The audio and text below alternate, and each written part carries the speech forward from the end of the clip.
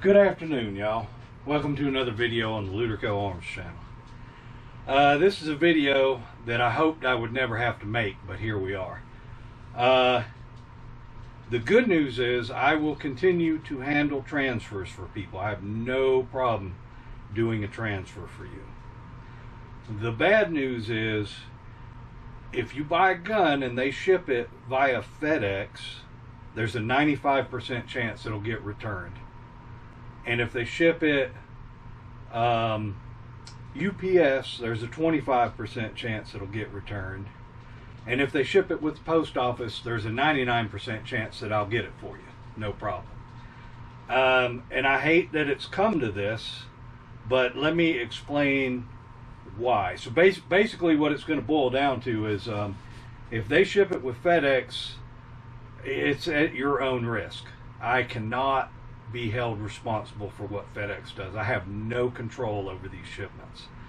Let me explain to you why it's come to this. So when I first started gunsmithing, I started doing transfers for people because I have to have the same license to be a gunsmith that you have to be a gun store. And even though I'm not a gun store, I can still do transfers, and I don't mind doing them, you know. But rest assured, I'm not making a lot of money off of them at 20 or 30 bucks a pop, and I have to file that paperwork and hold on to it forever.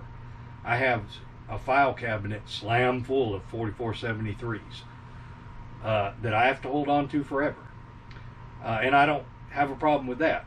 But when I first started doing it, if something came FedEx, they would put the door tag on the door, and I would take the door tag and run up to the FedEx place on Bertram Road in Augusta and pick it up. No problem. UPS, for the longest time I had a UPS guy that I knew personally that had bought guns from me before, and he would make arrangements to catch up with me later in his route. I would go find him, sign for the stuff and get it. No problem. Post office is the best, because they just leave a slip in the mailbox, and I go to the post office. I swing by the post office on my way home from work the next day and pick it up. Easy peasy. The problem we're having now, though, is that both FedEx and UPS have put more restrictions on gun shipments. And these rules are strictly UPS and FedEx. It's not the federal government. The federal government has the same rules they've always had for gun shipments. This is FedEx and UPS being anti-gun. Now, UPS is a little easier for me to deal with because 3 times out of 4 they come here after I get off of work, so it's no problem. The problem we run into is with FedEx. FedEx comes by here always when I'm at work. Always. I have done I have begged, pleaded, talked to them, gone up the chain. I have a FedEx account with delivery instructions that specifically says what times I am available to do a signature. They don't care at all. The driver doesn't care. FedEx doesn't care at all. Now, I have asked different gun companies, and I keep getting the same thing. FedEx says it's the shipper putting the restrictions on the shipment where I can't go pick it up. And most of the shippers say, no, those are rules that FedEx makes us do. So I don't know who to believe. But the fact of the matter is, if they come here at 11 in the morning, I'm not going to be here to sign for it. They're going to come 3 times and then they're going to ship it back. And I don't have any control over that. They will not talk to me about it because I'm not the one that ordered it and I'm not the one that shipped it. So my hands are tied. And I hate that it's come to this, but I have spent countless hours stressing over FedEx shipments, running around wasting gas, spending hours. For instance, this gun right here. I actually caught the FedEx guy before he left the neighborhood, after he had already come by here and said, we're sending this back. They came Monday in the morning. I wasn't here. Tuesday, when I got off work, I looked at the tracking. It said out for delivery. I was like, great. I hauled ass home, still said out for delivery. And instead of going up to my shop and working on something, I sat in here until 8 o'clock waiting on them to deliver it, and guess what? They didn't come. So then yesterday they came in the morning. Today they came 30 minutes before I get home, but luckily I caught him coming back down the hill out of the neighborhood and got it. But that is just pure luck, and I don't want y'all to think that I don't want to do transfers for you. I do. I don't mind doing them, but I can't. I don't have any control over what FedEx and UPS does. FedEx is the absolute worst. I can tell you, they're terrible in this area. All of their drivers are contractors, and they do not care. All they care about, they don't get out of the truck. They don't leave the door tags like they're supposed to. Half of the time he takes a picture from his truck seat up on the road. I can tell just by the look of the picture. And there's nothing I can do about it. I've called them. You cannot talk to anybody in Augusta FedEx. If you call, all you get is people in India. And no offense to them, but I need to talk to somebody in Augusta, and they will not let you.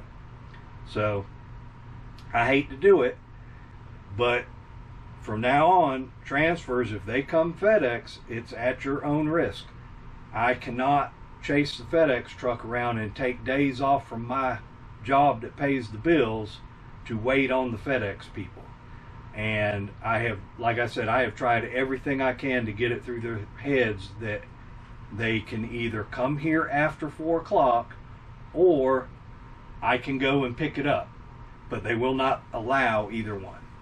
So I don't know what else to do other than to just tell you,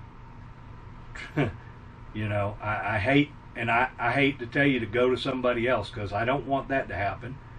I enjoy doing transfers. I have no problem doing transfers, but I mean, I'm telling you, if they ship at FedEx, there's not a whole lot I can do.